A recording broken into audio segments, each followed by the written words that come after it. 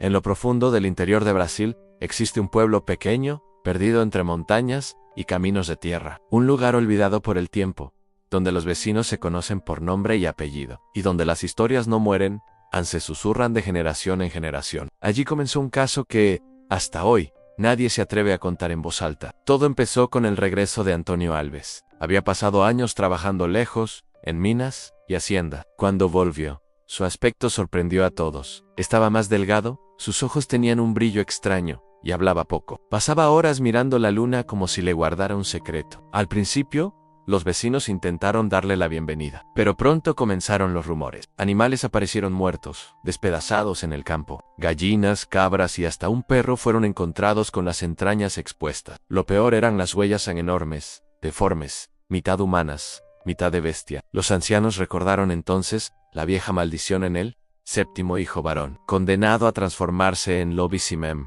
cuando la luna llena ilumina el cielo. Nadie lo decía abiertamente, pero las miradas empezaban a señalar siempre al mismo hombre, al Antonio. Las noches se hicieron más pesadas. Los perros aullaban sin razón, los niños lloraban en sus camas, y las mujeres cerraban las ventanas con maderas cruzadas. Algunos aseguraban haber visto a Antonio salir de su casa a medianoche, encorvado, como si cargara un peso invisible. Otros juraban escucharlo gemir en la oscuridad, entre alaridos que no parecían humanos. El miedo crecía, y con él, la sospecha. ¿Era Antonio víctima de habladurías, o realmente cargaba con la maldición? Una noche, bajo la luna llena de julio, un campesino regresaba del río cuando se detuvo en seco. Frente a él, a pocos metros, se alzaba una sombra enorme, agazapada, respirando fuerte, con los ojos brillando como brasas. El hombre corrió desesperado, y juró no volver a hablar de lo que había visto. Al día siguiente, las huellas estaban allí, en el barro, y desde entonces, el pueblo supo que aquello no era solo superstición. Algo rondaba en la oscuridad. Lo que nadie imaginaba era que lo peor aún estaba por comenzar. Después de aquella noche, el pueblo dejó de dormir en paz. El aire estaba cargado de un silencio extraño, interrumpido solo por los ladridos desesperados de los perros. Nadie se atrevía a caminar solo después del anochecer, y hasta los más incrédulos comenzaron a cerrar sus puertas con maderas cruzadas. Los ataques a los animales se volvieron cada vez más frecuentes. Una mañana, encontraron a un caballo en medio del maizal, destripado de una forma tan brutal que ni los cazadores más viejos pudieron explicarlo. La sangre se extendía por metros y los huelas, mitad de hombre, mitad de bestia, terminaban siempre en la nada, como si la criatura se desvaneciera en el aire. Los vecinos empezaron a señalar abiertamente a Antonio Alves. Su comportamiento era cada día más extraño. Se ausentaba durante las noches y volvía al amanecer con los ojos hundidos, el cuerpo agotado y las ropas manchadas. Algunos juraban haberlo visto de rodillas en la ribera del río, lavando lo que parecía sangre. Otros contaban que escuchaban gemidos de dolor dentro de su cabaña, como si alguien se desgarrara desde adentro. El padre Joaquín intentó calmar a la comunidad con rezos, pero sus palabras ya no tenían fuerza. El mal camina entre nosotros, dijo durante una misa, y su voz temblaba como nunca. Aquella confesión del sacerdote solo encendió aún más el miedo. Fue entonces, cuando ocurrió el hecho, que selló la sospecha. Una mujer llamada Clara, que regresaba del pozo al anochecer, fue atacada en el camino. Logró escapar, pero llegó a su casa en estado de shock, con las ropas rasgadas y profundas marcas en la piel. No podía hablar con claridad, solo repetía una y otra vez: tenía ojos de hombre. Ojos de hombre. Ese detalle fue suficiente para que todos unieran las piezas. La bestia que rondaba en las sombras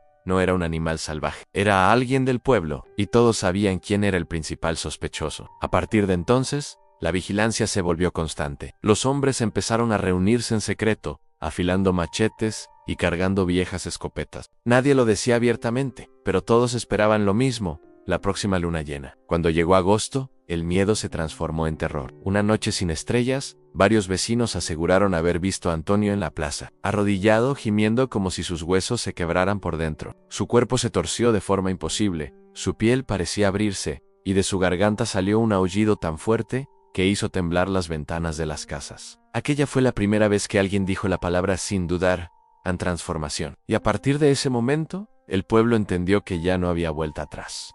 La noche de la luna llena llegó, y con ella, el terror se convirtió en certeza. Desde temprano, el pueblo entero se encerró en sus casas. Las ventanas fueron aseguradas con maderas, las lámparas apagadas, y las oraciones se escuchaban detrás de cada puerta. Pero un grupo de hombres armados con machetes, escopetas oxidadas y antorchas, decidió enfrentarse a lo que todos temían nombrar. El padre Joaquim los acompañó, llevando una cruz en una mano y un pequeño frasco de agua bendita en la otra.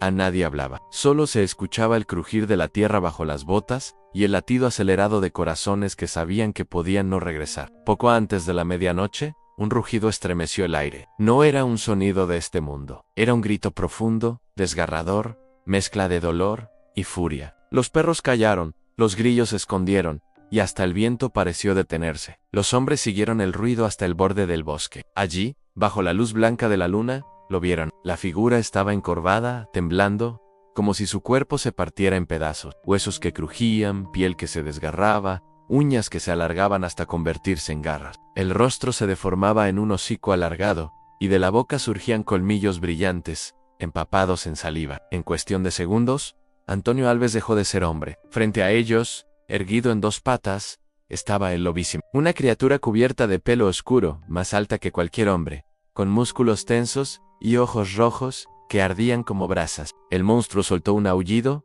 que hizo temblar las hojas de los árboles. Los hombres dispararon sus escopetas, pero las balas parecían perderse en la espesura de su cuerpo. El lobísimem saltó sobre ellos con una velocidad imposible. Uno de los campesinos cayó al suelo, desgarrado, en cuestión de segundos. El fuego de las antorchas iluminó apenas la sangre que manchaba la tierra. El padre Joaquín levantó la cruz, gritando oraciones, y por un instante la criatura retrocedió. Ese momento fue suficiente para que los sobrevivientes se reagruparan. Entre gritos y disparos, lograron herirlo en el costado. El lobísimem rugió de dolor y huyó hacia el bosque, dejando tras de sí un rastro de sangre espesa y oscura. Los hombres, temblando pero decididos, siguieron el rastro. El sendero los llevó hasta las afueras del pueblo, donde una choza solitaria esperaba en silencio. La puerta estaba entreabierta.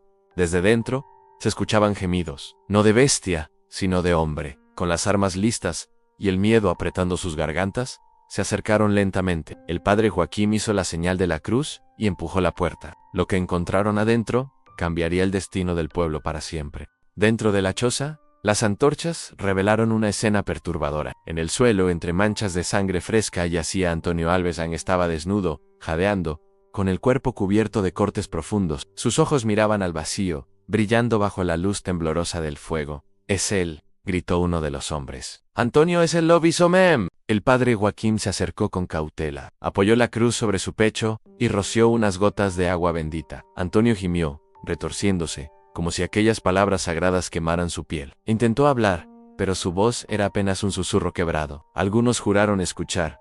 «Ah, no me dejen escapar». Otros aseguraron que maldijo a todos antes de cerrar los ojos. De pronto, un rugido estremeció la noche. No venía de la cabaña, sino del bosque. Los hombres se miraron aterrados. ¿Ansí Antonio estaba allí?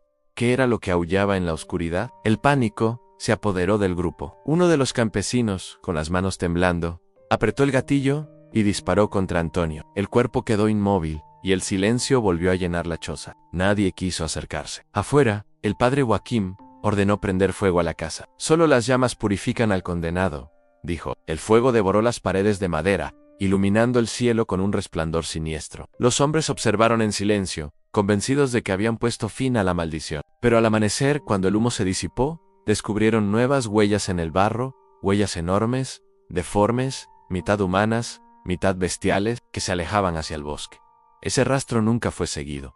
El pueblo decidió guardar silencio. Algunos decían que Antonio había muerto en las llamas, otros que la criatura había escapado, condenada a vagar por siempre bajo la luna llena. Lo cierto es que los registros de muertes y desapariciones continuaron, siempre en las mismas noches. Un aullido que recuerda que el lobisimen nunca se fue. Basado en hechos reales. Nos vemos en la próxima historia.